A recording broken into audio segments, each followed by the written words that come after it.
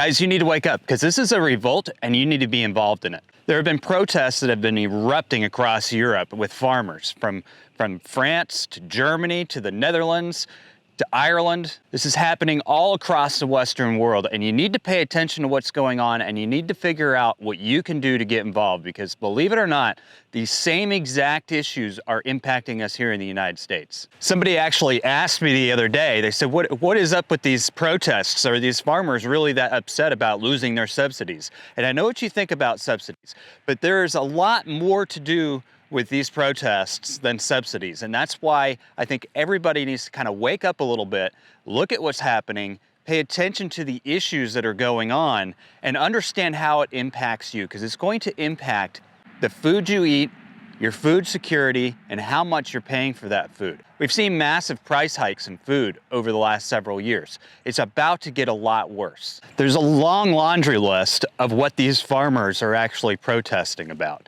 And I'll go over just a handful of these, but you need to pay attention to them because your food security is at imminent risk. In Germany, much like the United States, Germany, the government is going broke. They can't print any more money. They can't keep up with their own budgets. A lot of this has to do with the fact that the entire Western world is fighting multiple crises at the same time, multiple wars, from an immigration war in Europe and the United States to the war in Ukraine to a widespread war in the Middle East. We're about to face a similar situation between North and South Korea. These fronts keep expanding. The countries are going broke. So Germany pulled subsidies. And something you have to realize about subsidies is that the subsidies aren't there for the farmer. The subsidies are there to make your food cheaper as a consumer so that you'll spend more money buying consumer products, getting involved in your tech and in your phone, and being controlled by electronics, things that you wouldn't normally be able to afford if you paid the real price of food. Those things are beyond the point of you wanting to give them up. They become a necessity in your life. They no longer have to subsidize food to get you to spend your money on those things. They just have to change the food system. I guarantee you there are a lot of people that will be eating bugs before they give up their cell phone bill. The problem with a subsidized food system, besides making food affordable for as many people as possible and giving a lot of consumers a lot of extra spending power, the main problem with subsidies is that you create an industry that is dependent on them. It costs more money for them to actually produce the food than they can sell it for in the marketplace. And this isn't just the Western world, this is across the entire globe because everybody has had to learn to compete. So what happens when all of a sudden Western countries start pulling those subsidies? The farmers go broke. It would take a long time for the market to completely adjust to a Western world without subsidies. And in that period of time, guess what? Farmers aren't going to survive. Most of them won't anyway. On top of that, your cost of food is going to skyrocket because suddenly all of our food security depends on other countries to feed us. And those countries can charge us whatever they want to when we don't have any farmers left. Not to mention that there just simply won't be enough producers left in the world to feed all the mouths that have to be fed. These subsidies were put in place for other reasons other than subsidizing farmers. Farmers are the ones who are going to face the fallout when those subsidies are pulled, and then the consumer will face the fallout. But by that point in time, it's going to be too late. By the time you realize what has happened, it'll be too late. Don't get me wrong, I would love a world without subsidies. I would love to see that happen, but it's got to happen in a way that is gradual, in a way that is controlled, and in a way where the consumer slowly starts to pick up the bill of the farmer. The person that's actually losing here is you, the consumer. You should be on the streets with those farmers. On top of removing these subsidies, this is where it gets worse, right? This is the perfect economic warfare on our food security in Western countries, because on top of removing these subsidies, what these countries are doing is they're rolling out regulations that are dramatically increasing the cost of producing food. These environmental regulations are burying farmers. You all know that I am 100% into sustainable and regenerative agriculture. I have 110% believe in it. They're not even giving a lot of these farmers in these countries the opportunity to make transitions. What they're doing is they're firing out these regulations to meet some sort of European environmental standard, and they're creaming, they're their farmers with it. And at the same time, they're removing subsidies. You can imagine the financial pressure that is now on the entire European food system. They will lose their food sovereignty. And the thing about these environmental regulations is that they don't require them from importers. They don't require them from countries like Ukraine. They don't require them from countries like China or South America. So all of these other countries now have a benefit that they can ship all their food into the European Union. And the European Union, and this is happening in the United States too, suddenly loses their entire food security structure. They lose the whole thing to these other countries because they don't put the regulations in place there. This is part of the problem with France right now. The French farmers are fed up and they're tired of the fact that the French have put the Ukraine's well-being above their own farmers. And they've done this to support Ukraine during a time of war, to keep the economy going, to keep Ukraine funded. So what they've done is they've removed import taxes and regulations on Ukraine farmers to ship their food into the EU. And what it's doing is it's breaking their own farmers. It's sending them into bankruptcy. Europe isn't the only country that's doing this to people. If you look at the United States, just the other day, the President of the United States, the current administration said, hey, look, if you guys want us to enforce the border, just approve this new reform bill. There's already laws on the books about enforcing the border, but they're not going to enforce the border unless we approve a reform bill for our border, which includes funds going to Ukraine and Israel. Our country has sacrificed our own security and our own well-being for other countries. They're doing it to you. The Western countries are willing to sacrifice their own farmers, their own people, for these other causes. And it goes deeper than that. It goes deeper than that because if you look at how our food security works here in the United States, we depend on seasonal workers to harvest our crops. And we've seen this problem exacerbating for several years. When you have an insurgence at the border, an out-of-control insurgence, and you have literally thousands, hundreds of thousands of people trying to come across that border every single month, 371,000 illegal crossings in December alone. You can't possibly regulate and get across the border the people that are supposed to come across the border, the people that have permission to come across the border in a timely manner, which ends up causing a food security problem, insecurity problem here in the United States as well. We have been sacrificed for another country. You should be hitting the streets with these farmers as well. To make matters worse, to put some salt on the wound, during one of the French protests last week, a female farmer and her daughter were murdered as an illegal immigrant ran through barriers and killed them. And I'm not saying that because I have anything against immigrants. I'm saying that because I have something against allowing people to come into our countries without knowing a darn thing about them. They're not citizens of the country. They haven't gotten to that point yet. There's a process, and there's a reason why there's a process. There's a reason why there aren't open borders. I'm going to play a couple clips for you from a farmer in Oregon and an interview I did a couple years ago so that you can understand how this border crisis is actually impacting our farmers. When you are talking about having issues at the border and them coming over, do you think that some of those issues are caused by the congestion that's going on down at the border? I mean, I'm sure the numbers at the border are not helping the situation. We have several workers who have returned, to work on our farm for multiple years, 5, 6, 7 years. They've already been approved one time. They've already been approved 2 times. They've already been approved 3 times. And the 4th or the 5th or the 6th time, when they try and come, something will get flagged within the system that will delay their entry. And everyone just has to wait around. The guy has to sit at the border, pay for a hotel room, or we do have to reimburse him for him to sit there for weeks. Those denials in some cases come as an entire group. So we don't just not get one person. We don't get the 25 people that are supposed to come. And we don't just not get them for 2 or 3 days. We don't get them for 25 or 30 days. And if you're planning on the people coming and you've got to harvest a crop and there's no secondary alternative, which frankly doesn't really exist today. Do you think that we should just open our borders, or do you think that it still needs to be a controlled process when it needs, no open borders. I mean, the process needs to be organized and because that's going to ruin all kinds of things as well. He and I didn't stop there. We talked about how some of these regulations are also impacting U.S. farmers. Listen to this. So the more we put pressure on U.S. growers and say, our U.S. farmers or U.S. businesses in general, hey, you have to do X, Y, and Z. You have to have the best environmental policy. You have to have the safest food safety standards. You have to have the best worker housing. You have to have you put all these standards in place. You have to have the lowest carbon emissions.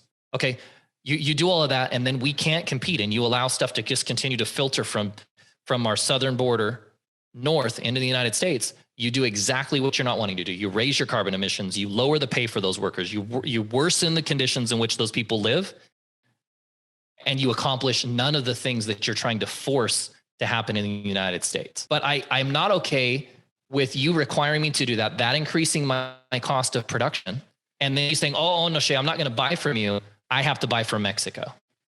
I can't do any of the things you as a voter or as a consumer or however you want to say you're voting, right? Whether it's with your dollar or literally voting your lawmakers into their positions to vote these things into place.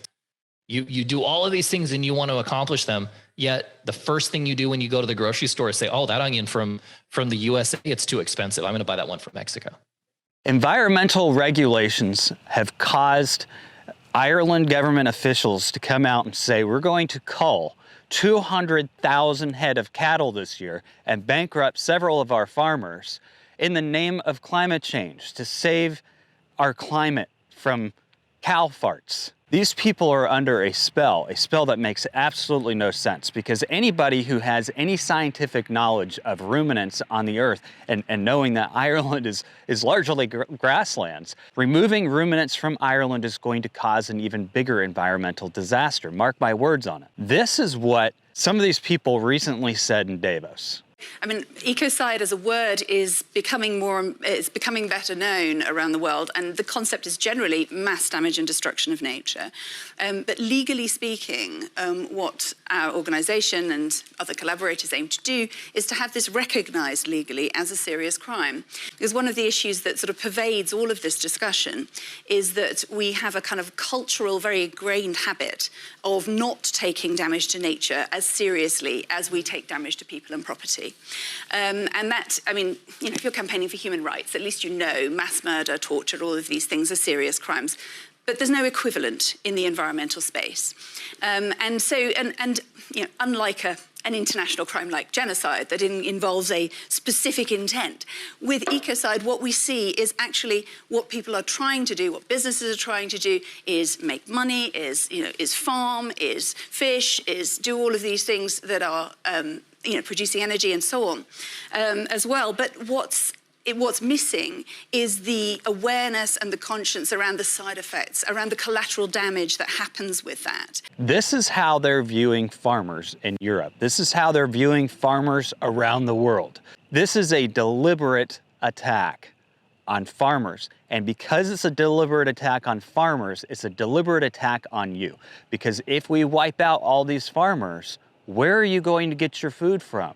There's not enough food coming from these other countries to feed the world. They will starve you in the name of climate. And the idea that we are going to allow our food that we consume on a daily basis to be brought in from other countries, the majority of it is just, I don't even know how it's not a significant conversation point, especially when we look back at what happened in the early COVID stages when we couldn't get the antibiotics and other medicines out of China because we had moved all of our manufacturing there. Like, we're talking about the same thing, but you can live without antibiotics. Only a percentage of your population needs those medications. But when it comes to food, we're going to make it a week, 2 weeks, 3 weeks before people are literally starting to starve to death. And that's what we're looking at. So some policy changed. If there's some conflict at the border, there's another pandemic and the border is fully sealed, what are we going to do? Well, a lot of these regulations sound good, right? They sound good on the surface. We want to shut down CAFOs. They're inhumane. We want to take better care of our environment. You have to be careful of a wolf in sheep's clothing, because when you the way that these are being implemented, the way that they get people to support the implementation of these policies, at the same time with all the other things going on, the removing of subsidies, the taxation of the death taxes that we've tried to implement here in the United States, all of these things are adding up to the point of financial warfare on our farmers across the Western world. And I think it is intentional. I don't know how else you can explain it. I refuse to believe that these people who are in these global positions of leadership are that stupid that they would implement this stuff and bury our food security without knowing the implications of it. You can argue that for me, but remember, if you argue that for me, you're arguing in favor of them being just that incompetent. There is no other justification for it. You guys need to do something about it. My wife and I noticed this pattern several years ago. We noticed it back in 2016, 2017.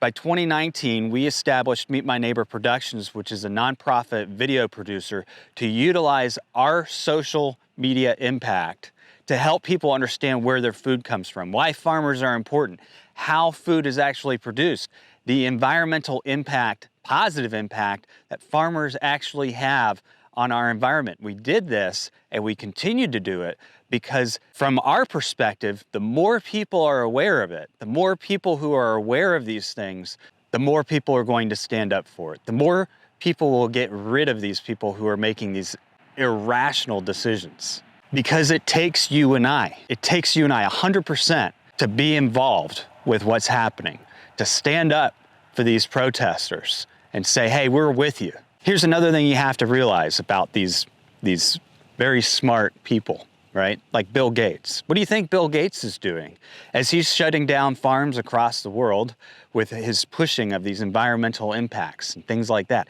He's out row cropping the largest amount of land in North America. And then on top of that, he's throwing out all these weird bioengineered experiments with the crops that he's growing. Mark Zuckerberg, head of Meta. What do you think Mark Zuckerberg's doing? He just spent $270 million, an estimated $270 million, could be more for all I know, building a bug out farm in Hawaii.